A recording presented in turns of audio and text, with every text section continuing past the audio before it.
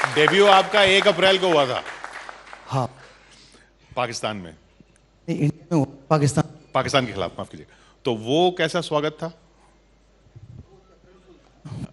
नहीं, वो अप्रैल फूल मेरा। सो 2 बॉलें खेली, 1 रन बनाया और वापस आ गया। बट 2 बॉलें खेलने के लिए आप यकीन मानोगे, मोहाली में था तो मोहाली का ड्रेसिंग रूम ऐसे ही जैसे मैं यहाँ बैठा हूँ और ये ग्राउंड है।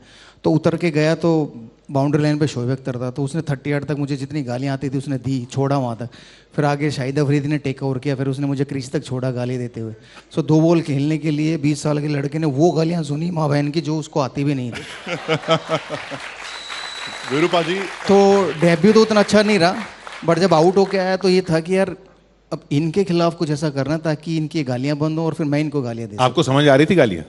हाँ, मैं मतलब हरियाणवी जाट हूँ तो आती है, बट उस समय तक उतनी नहीं आती थी, मतलब वो ठेठ पंजाबी वाली जो, तो वो समझने में थोड़ा टाइम लगा, बट इतनी तो समझ में आ गई थी माँ बहन की। तो विरूपा जी, एक मोहब्बत आपकी है सोशल मीडिया पे, वो भी अगेंस्ट पाकिस्तान है शोएब अख्तर के साथ। ये कैसी मोहब्बत है? ये मतलब इसका कोई भी नाम दे सकते हैं उस मोहब्बत को, लेकिन हम लोग जब खेलते हैं तो हम लोग ऐसे खेलते हैं जैसे एक हमारा एक लड़ाई हो रही है आपस में, लेकिन जब नहीं खेलते और बाहर होते हैं ना, तो पाकिस्तान में होते हैं तो वो हमारे लिए खाना लेके आते हैं, हमें बाहर लेके जाते हैं। जब वो यहाँ होते हैं तो हम उनके लिए खाना लेके जाते हैं, हम उन्हें बाहर लेके जाते हैं। तो वो प्यार आज भी है, चाहे वो हम लोग कमेंट्री में मिले या चाहे वो हम लोग बाहर कहीं मिले, तो आज भी वो है, बैठते हैं, गुफ्तगू होती है। जैसे अभी कतर में लेजेंड लीग हो रही है तो वहाँ पर पाकिस्तानी भी प्लेयर है, इंडियन भी हैं, श्रीलंकन भी, तो आज भी वो महफिलें वहाँ लग रही होंगी, क्योंकि जो बैठकर बातें होती हैं यार दोस्तों की, उसका मज़ा ही अलग है। जो आप कह रहे हैं गालियों से शुरुआत हुई, वो सब याद आ रहा था आपको जब आप मुल्तान में 300 मार रहे थे? मुल्तान तो मेरे ख्याल से बाद में, उससे पहले तो हम 2003 वर्ल्ड कप खेले थे, तो वो उस समय भी ये बहुत याद आ रहा था। तो उनको जब सचिन तेंदुलकर ने शोएब अख्तर को 1 ओवर में 19 चौके मारे, तो हर चौके और छक्के पे सूद समेत वो गालियां लौटाई है मैंने, नॉन स्ट्राइकर है इससे। पाजी, शोएब अख्तर के साथ आप सोशल मीडिया पे काफ़ी एक्टिव रहते हैं, आप दोनों के बीच का जो कन्वर्सेशन है वो हर कोई जानता है, खट्टा मीठा होता रहता है। एक कहानी है जब आपने शोएब अख्तर को सचिन पाजी के साथ कुछ जिम वाला सीन हुआ था कि वो अनबैलेंस हो गए थे और आपने शोएब अख्तर को 3-4 दिन डरा कर धमका कर घुमाता रहा, वो क्या है प्लीज? मुझे लग रहा है आज का मुद्दा इंडिया पाकिस्तान ही है। हम लोग लखनऊ में थे, सहारा शहर में, तो वहाँ पर हमारे लिए इंडियन टीम और पाकिस्तान टीम के लिए एक डिनर ऑर्गेनाइज किया था। तो उस डिनर पे परफॉर्मेंस भी थी, शाहरुख खान और वो सब आए हुए थे। तो उसके बाद हम लोग खाना पीना कर रहे थे, तो शोएब अख्तर ने शायद कुछ 2-4 पैग ज़्यादा लगा लिए। तो उसके बाद वो सचिन तेंदुलकर को उठाने लगे। तो सचिन तेंदुलकर को उठाना आसान काम नहीं है, मतलब हमारी इतनी जनता है, उनका प्रेशर इतना उनके कंधों पे रहता है, तो समझ लो कि 100 करोड़ लोगों को उठाने के बराबर है तेंदुलकर को उठाना, तो इतने भारी हैं। तो उठाने लगे तो गिर गए। अब वो गिर गए तेंदुलकर और शोएब अख्तर दोनों, तो मैं बगल में खड़ा था, मैं हंसा भी, लेकिन मैंने उनको डराया। मैं कहा तो तेरा कैरियर ख़त्म, क्योंकि तूने हमारे क्रिकेटर को सबसे बड़े प्लेयर को गिराया है, उसको चोट लग गई है। अब वो बीसीसीआई को बोलेगा, बीसीसीआई पीसीबी को बोलेगी तू तो ख़त्म, तू तो मर गया, तेरा कैरियर हो। तो वो 2-3 दिन तक चला सिलसिला, और फिर बाद में उसने सचिन तेंदुलकर जाकर पैर पकड़े, भाई आप ऐसा कुछ मत करना, मेरा कैरियर ना खराब हो जाए। अच्छा, आपके हमने करियर की शुरुआत की बात की, लेकिन क्रिकेट की शुरुआत कब हुई? बचपन में क्रिकेट आप कैसे खेलना शुरू, नजफगढ़ में क्रिकेट कैसे खेलना शुरू किया आपने?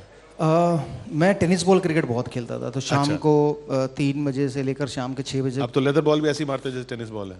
हाँ, वो बाद में आया। हाँ। तो टेनिस बॉल खेलते थे, 4-4 5-5 ओवर के मैच होते थे, तो दिन में 3-4 मैच, मतलब 3 बजे से 6 बजे तक जितने मैच हम ज़्यादा खेल सके।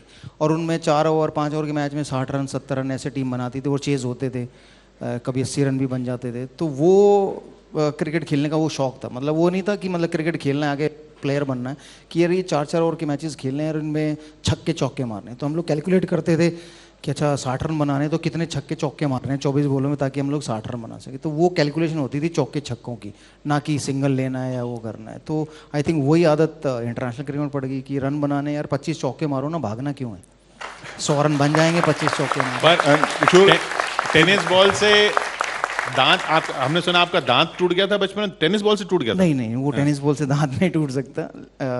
तो मैं थोड़ा बड़ा हुआ, 7वीं 8वीं में था, तो मैं ऐसे ही टेनिस बॉल खेल रहा था, वहाँ कुछ बच्चे क्रिकेट बॉल से खेल रहे थे, तो मैंने कहा मुझे भी खिला लो। तो उन्होंने कहा तू बहुत छोटा है तो सब विकेट कीपर पीछे खड़ा हो जा, बॉल आए तो बस पकड़ा दियो। तो मैं विकेट कीपर पीछे खड़ा था विकेट के। तो वो नजागुड़ा ग्राउंड ना पथरीला ग्राउंड है, वहाँ पत्थर ही पत्थर ज़्यादा है, घास तो कभी हमने देखी नहीं, मिट्टी थी। तो मैं पीछे खड़ा था, बॉल बैट्समैन ने मारी नहीं लगी, तो मैं पीछे झुक के उठाने लगा तो पत्थर पे लग के मेरे मुंह पे लग गई और मेरे दांत पे गेंद लगी, टूट गया दांत, सूज गया, खून आ गई। खून तो जैसे तैसे मैंने रोक लिया, बट वो जो टूटा हुआ दांत था वो नहीं मिला, क्योंकि घर जाऊंगा तो मुझे पता था कि अगर मेरा दांत टूटा हुआ देखा तो मेरी पिटाई होने वाली है। तो जब मैं घर पहुंचा तो मेरे फादर ने मदर ने पूछा भाई क्या हुआ, मैंने कहा कुछ नहीं, कह रहा होट क्यों सूजा, मैंने नहीं नहीं वो ऐसे गिर गया था तो लग गई। तो 2 दिन बाद उन्हें पता चला मेरा दांत टूटा हुआ है। तो 2 दिन तक तो ना मैंने उन्हें मुंह दिखाया ना हंसा कुछ। तो उसके बाद उन्होंने मुझे बहुत मारा भी, और प्लस ये कहा कि भी आज के मारा उन्होंने फिर मारा और मतलब भाई तुम्हें पता है नहीं तो ये ऐसे ऐसे कैसे हो सकता है। तो दो दिन के बाद जब पता चला मारा, और फिर उसके बाद उन्होंने मुझे क्रिकेट खेलने से मना कर दिया। तो मैं क्रिकेट ना खेलूँ ऐसा हो नहीं सकता था।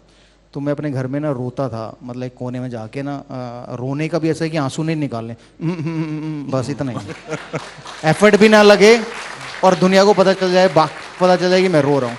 सो मेरे जो सबसे बड़े ताऊ जी थे भूप सिंह जी, वो आए और उन्होंने पूछा भाई क्यों रो रहा है। मैंने कहा जी ऐसे ऐसे मेरा बॉल लगी थी, दांत टूट गया तो मुझे खेलने नहीं दे रहे।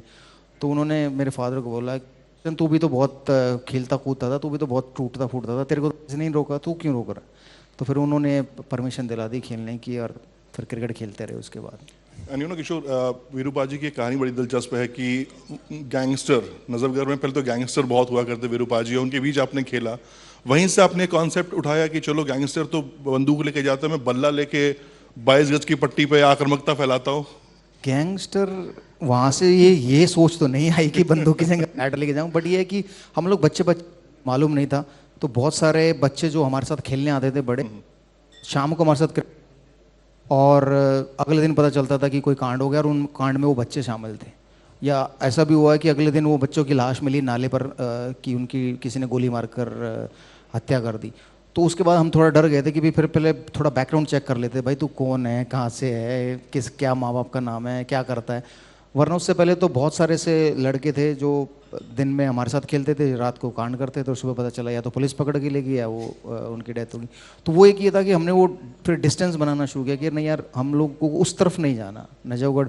क्योंकि मुझे आज भी याद है कि नजफगढ़ अगर आप 90s में पेपर खोलते थे तो फ्रंट पेज पे होते थे नजफगढ़ में इतने लोग मर गए, ये गैंग वार हो गई, इतने पुलिस ने पकड़ लिए। तो वो उसके लिए नजफगढ़ बहुत फेमस था। तो अब उसको बदलते बदलते टाइम लगा। जब मैं इंडिया खेला तो फिर नवाब ऑफ नजफगढ़ का वो मुझे ताज मिला, और फिर उसके बाद वो स्पोर्ट्स के लिए ज़्यादा फेमस हो गया। ये आप सुशील कुमार भी आ गए उसके जी, बाद। जी आप गर्व करते हैं इस बात पे कि आपने नजफगढ़ की इमेज बदली? नहीं, मैं गर्व करता हूँ कि मैं नजफगढ़ में पैदा हुआ, पला बड़ा हुआ, तो ये मैं गर्व करता हूँ। इमेज तो मैंने नहीं बदली, इमेज तो मीडिया ने बदली, क्योंकि मीडिया के हाथ में होता है कि फ्रंट पेज पे न्यूज़ छापने की, बैक पेज पे न्यूज़ छापने, या कि बीच में कहीं छाप देनी जहाँ कोई पढ़े ना। वीरूपा जी लौट के आते हैं, कल की बात मैं करना चाहूँगा जो इंडिया ऑस्ट्रेलिया मुकाबला रहा और हम बहुत बुरी तरह हारे। एज अ प्लेयर इसे आप कैसे देखते हो?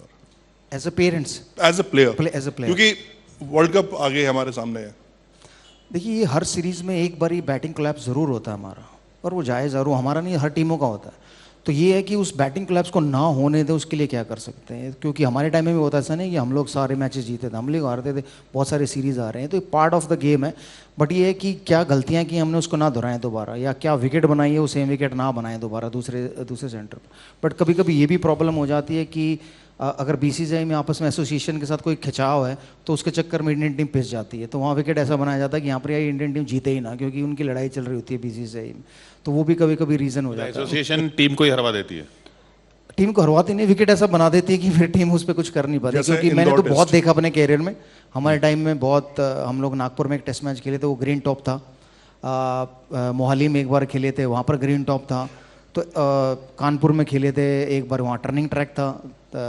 तो ऐसा होता है कि बहुत बार कि हमें ध्यान में रख कर कि भाई हमारी मतलब एसोसिएशन की बोर्ड से लड़ाई चल रही है, यार इनको ये दे दो ताकि इनका थोड़ा सा बीसीसीआई का नाम खराब हो, ऐसा। बट वो होना नहीं चाहिए। बट ये I think credit Australian team को भी देना चाहिए कि जिस तरीके से उन्होंने पहला मैच हारा उसके बाद कम बैक किए, तो आई थिंक वो बैटिंग कोलैप्स एक बार ज़रूर होता है। तो मुझे लगता है कि शायद वो कोलैप्स अच्छा है कि वर्ल्ड कप से पहले जितनी बार होना हो जाए, वर्ल्ड कप में ना हो।